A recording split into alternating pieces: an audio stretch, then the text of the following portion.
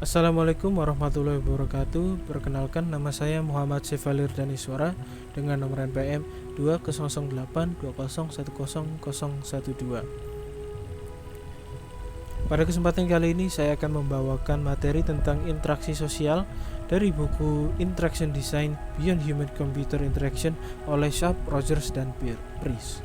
Materi pada video kali ini telah saya susun menjadi 6 bab, yaitu apa yang dimaksud dengan interaksi sosial, yang kedua mekanisme sosial yang digunakan dalam percakapan, yang ketiga apa yang dimaksud dengan keberadaan sosial, yang keempat tinjauan teknologi untuk mendukung sosial interaksi, yang kelima bagaimana sosial media telah mengubah cara kita untuk tetap terhubung, dan yang nomor 6 fenomena sosial baru karena mampu terhubung secara online.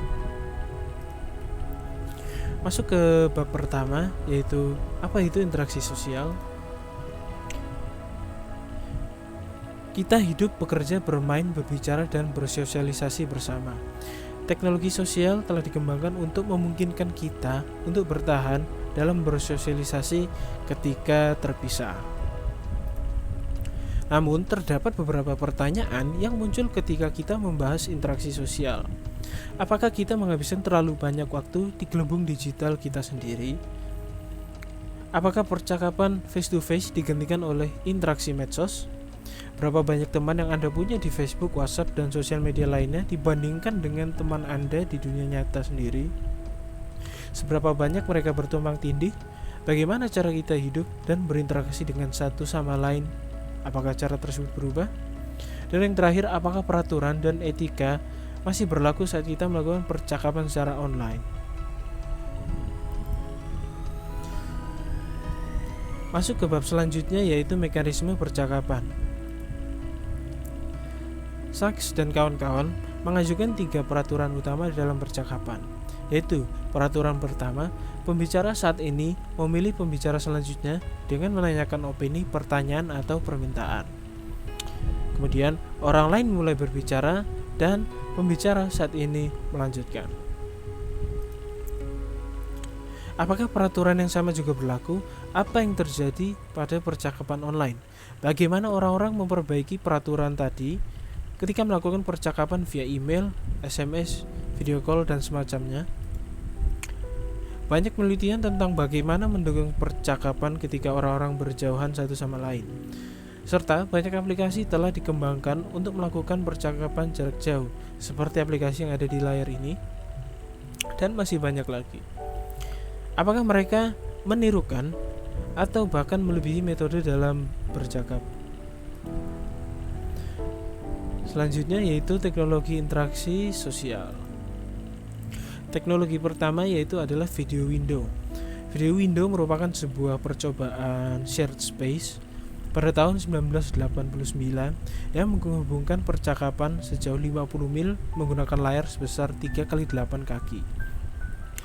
Namun pada kenyataannya, orang-orang lebih cenderung untuk berbincang mengenai sistem video window itu sendiri dibandingkan bersosialisasi dengan orang yang ada pada layar.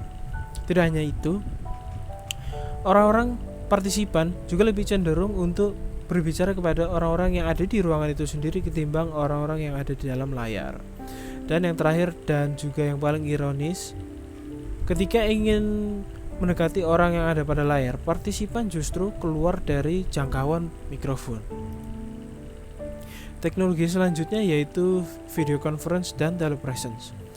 Banyak orang memilih video conference untuk menghubungkan dengan orang lain menggunakan aplikasi video conference seperti Google Meet, Zoom, Microsoft Teams, dan lainnya. Serta ruangan telepresence juga menjadi salah satu alat penunjang untuk melakukan sebuah video conference. Teknologi selanjutnya yaitu ada robot telepresence.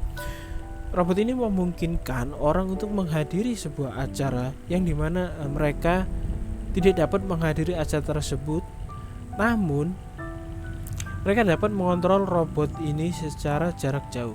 Robot seperti ini telah diterapkan di beberapa sekolah, konferensi, dan juga museum. Materi selanjutnya yaitu keberadaan sosial atau social presence. Keberadaan sosial adalah perasaan berada di sana dengan orang yang nyata ketika di VR.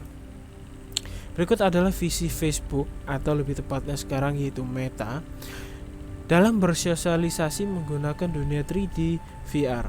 Pengguna dapat mengalami satu sama lain menggunakan headset virtual reality.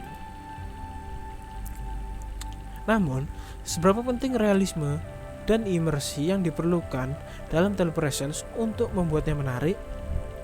Ruangan telepresence mencoba membuat orang berjarak jauh nampak seperti nyata dengan menggunakan kamera high definition dengan fitur eye tracking dan mikrofon omnidirectional dan segala fitur lainnya. Selanjutnya ada cerebral interface atau antarmuka bersama. Cerebral interface dirancang untuk memanfaatkan bentuk mekanisme koordinasi dan kesadaran yang ada.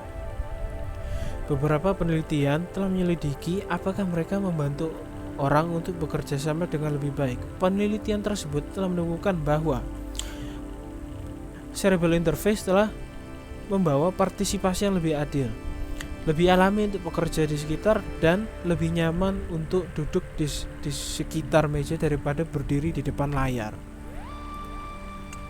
Kemudian ada reflectable. Cara kerjanya yaitu lampu LED akan menyala untuk mencerminkan seberapa banyak seorang anggota telah berbicara. Penelitian menunjukkan bahwa mereka yang telah berbicara paling banyak akan mengubah perilaku mereka juga. Selanjutnya ada Sokoko Virtual Office. Sokoko adalah tempat kerja online, tempat tim terdistribusi bekerja sama setiap hari.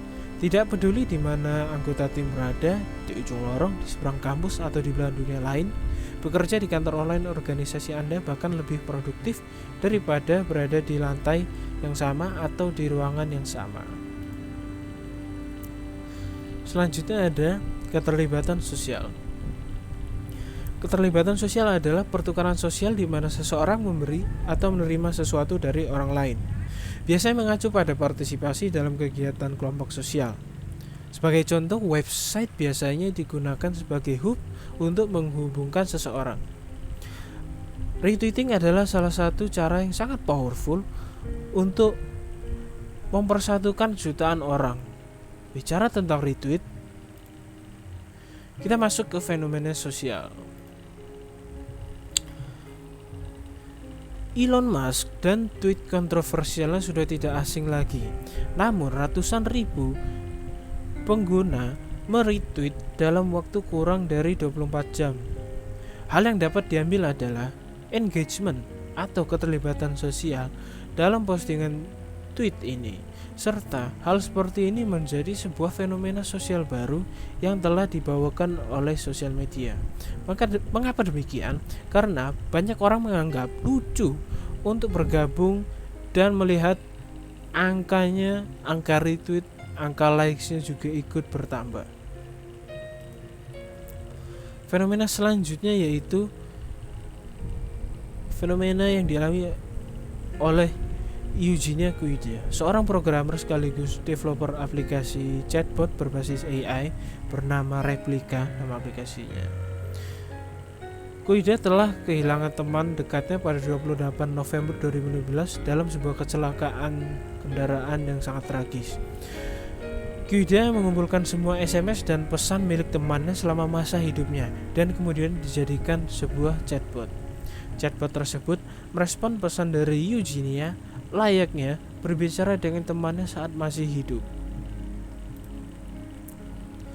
Dengan hal itu, apakah sosmed telah mengubah hidup kita? Interaksi sosial adalah pusat kehidupan nyata kita sehari-hari. Tetap menyadari apa yang dilakukan orang lain dan membiarkan orang lain tahu apa yang Anda lakukan adalah aspek penting dari kerja kolaboratif dan bersosialisasi. Banyak sistem teknologi telah dibangun untuk mendukung, seperti contohnya tadi telepresence, video conference, dan virtual reality. Media sosial sebagai pembawa perubahan signifikan dalam cara orang untuk tetap berhubung dan mengelola kehidupan sosial mereka. Jadi bisa dijawab bahwa ya, sosial media telah mengubah cara kita hidup. Baik, demikian video tentang interaksi sosial yang sangat sederhana ini. Kurang lebihnya mohon maaf. Wassalamualaikum warahmatullahi wabarakatuh.